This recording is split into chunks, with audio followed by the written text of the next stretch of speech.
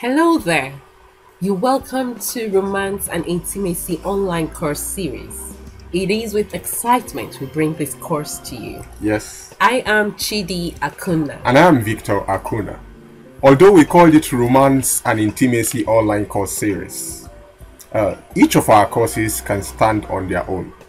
What I mean by that is, you can take the principles that are distilled in this particular course and then you get home today and you begin to implement them and see result immediately. Oh yes. Why this course, you may ask? Now we have seen couples who started out with wonderful relationships. They loved each other. Oh, they were the perfect couple. Everyone's envy. Yep. Ooh, so romantic. And then they began to experience some of these romance busters. Their hearts turned away from each other. They stopped nurturing their relationships. And oh, you don't want me to bore you. So we've decided to put together this course. And just like he said, we know that if you put into practice the principles from this course, ooh, you would have the marriage of your dreams. Yeah. Oh, just before we go into the content of this particular course, I would like to tell you who we are. And basically, this course is an initiative of Foundation for Family Affairs. Yeah, that's our picture. Our vision is basically to connect heart and to strengthen families. And we do this through speaking engagement, seminars, workshop, coaching, counseling, talk show, couples retreats. We have a number of books, and then we have a romance TV on YouTube. And we'll be discussing more of this. This is our website. Our website is www.foundationforfamilyaffairs.org. You get a lot of free resources from there. Now, back to this course. Now, we've got for you in this package, an introduction, the definition of romance. Guess what? Our own definition. Customized. Yeah. Definition of romance buster. And then we'll be considering the 7 romance busters. We'll take some question and answers, and then of course special offers. Yeah, I'm gonna say that again. Special offers. Grab them while they last. Yeah. All right, so let's go straight into the course. So what is romance? Okay, our definition of romance. We consider romance to be the little but consistent things you do in pursuit of your spouse's heart, attention, and happiness. Now, I just love this definition. When we talk about little but consistent things, these are things you have to be deliberate about. Yes. Okay, I have to consider my own husband. He has to consider his own wife. Okay, and then because it has to do with it being in pursuit of his happiness, so it has to be customized. Basically. So let me ask, some people say, what do men find romantic and what do women find romantic? Well, since I'm the one asking the question, I like to ask, what do women find romantic? Interesting. Thank you for that question. Okay, a colleague of mine one day walked up to me and was like, oh, I would like to wow my wife. What do you think I can get her? Okay, I probably would have been quick to say, I think you should get some perfumes, but I had to think about it. Then I said, do you know what? What does your wife like? Good question. Yes. What appeals to your wife? Exactly. Because if I ask you to go get her some flowers, she might not appreciate that. Exactly. Yeah, like someone you know, isn't it?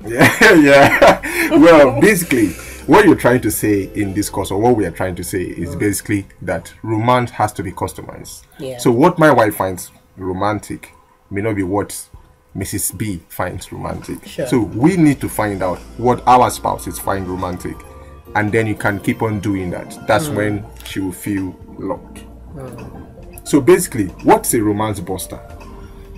A romance buster is basically the little things that we do or refuse to do that can either hinder or deflate this mutual feeling you have for each other. That's sorry, when you said little things we do or refuse to do, I just thought about commission or omission. Yeah. Oh. So basically, that's true. Thank you for that. But sometimes there are things that you may not even be aware that you're doing. But these things are gradually, causing some form of hindrances and deflating that mutual feeling. Some people say that every couple goes through different phases. Yeah. The honeymoon stage, that feeling of euphoria, but we believe that honeymoon can last a lifetime, because that's what we're experiencing in our own relationship. However, there are things that you do on a consistent basis that can begin to close the heart of your spouse towards you. And these are things we are calling romance busters. So let's dive deeper, I beg your pardon, into the first romance buster. Technology without boundaries. Technology without boundaries. Now I tell you what, don't be so quick to say, "Oh, I told you." Oh, Yeah. you're always on your games. Yes. Okay, but yes, what we're simply trying to say here is, technology should be with boundaries. Exactly. Technology has come to enhance our lives, Exactly. right? But there should be boundaries around it. Exactly. For us, we have this policy of no bedroom, No gadget in the bedroom. Yeah, exactly. So once you get that, you need to be in a hurry to go through all you have to do, and then once you hit the bedroom, that's it. That's it. Okay. Because it's our own time to talk. We live in a fast-paced world, Yeah. whereby we have our company email set up on our mobile phones. We have fans reaching us. We have people in different parts of the world trying to reach us.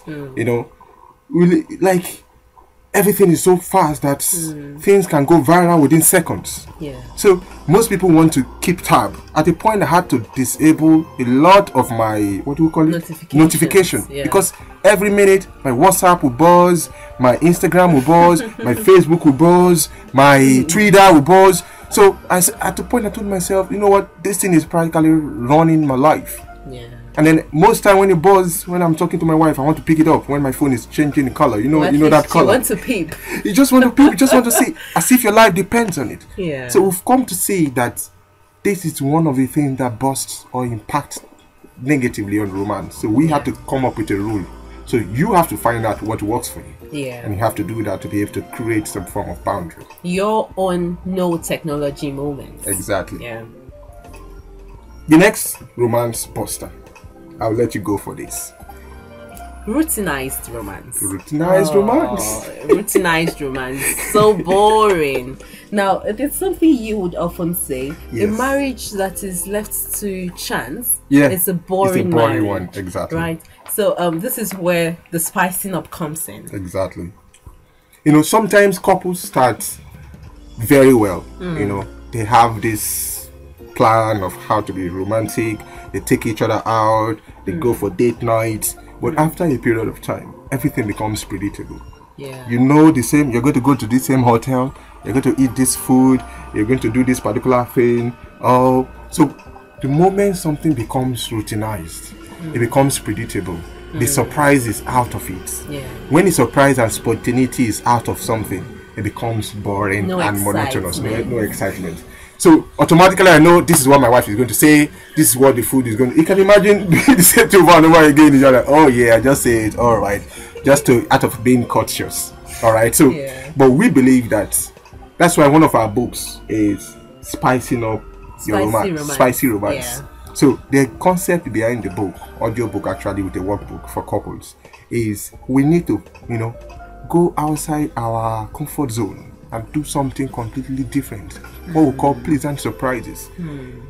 These are part of the thing that we'll have in our romance makeover coaching class, which will help couples to develop specific things that will help them warm the heart of their spouse. This is an ongoing process. Now, the next one, spousal commonization. Simply when you get so used to your spouse. Exactly. Now there's this thing that say familiarity breeds contempt. But what should it do, really? Well, we believe that familiarity should bring romance and intimacy. Yeah. Hang on, let me explain why we say that. The reason why we say that is this: the more I get to know you, the more I get to know those things that will make you happy. the more I'll get to know those things that will get you excited. The more I know my wife, I know what will make my wife happy. I know what I can do that will make her unhappy. So familiarity in that sense should actually bring you together, because more you understand each other more. I know your flow, I know your game, I know what makes you excited.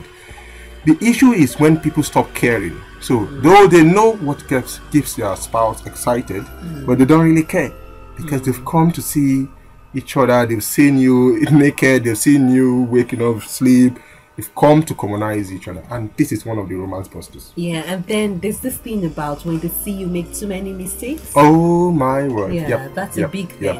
And you all you do is make mistakes. I don't trust you with this, and it's like you don't even expect anything from your spouse anymore. That's one of the romance busters.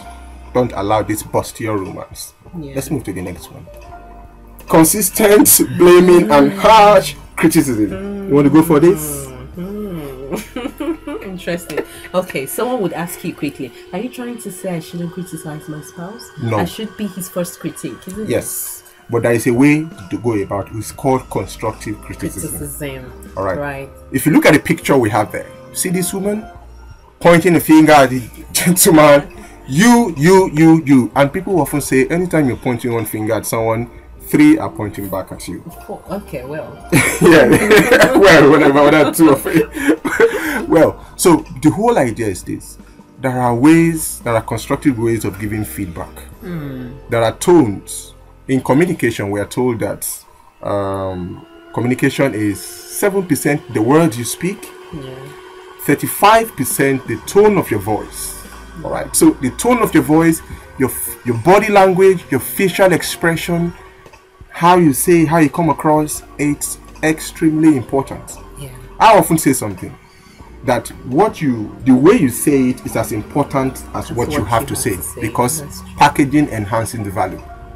I love that. I love that quote. Now, talking about consistent blaming, you know, sometimes when you pass the blame on to someone, it kind of feels good. Oh well, exactly. It's not me, and then unconsciously you get so used to it. Now, I know a certain man who once said, "Oh Lord," they were newly married. "Oh Lord, I can't wait for the children to come in, so there'll be someone else to take the blame in my stead, right?" When you've had too much of it.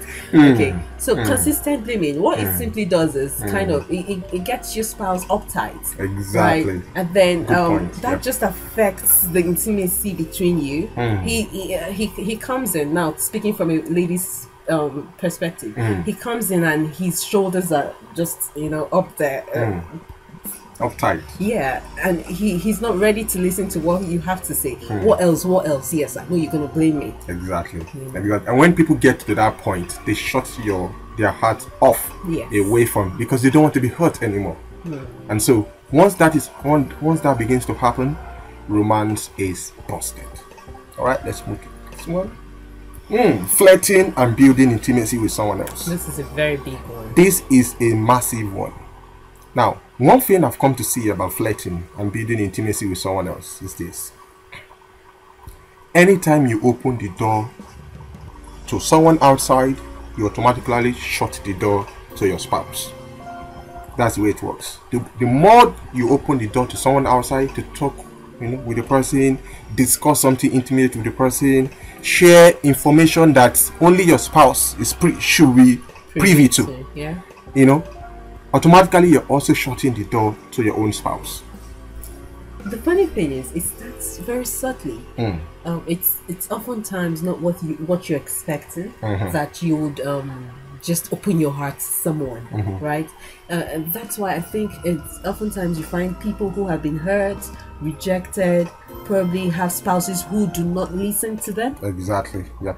Yeah. And then they get to work or they get out there and they meet this man, someone of the opposite sex who is so into them. Exactly. And then passing all the comment. If you have a spouse that's been telling you your hair is funny, you didn't make your eyebrow is not nice, and you see someone telling you, "Oh, you smell nice. Oh, you're so intelligent."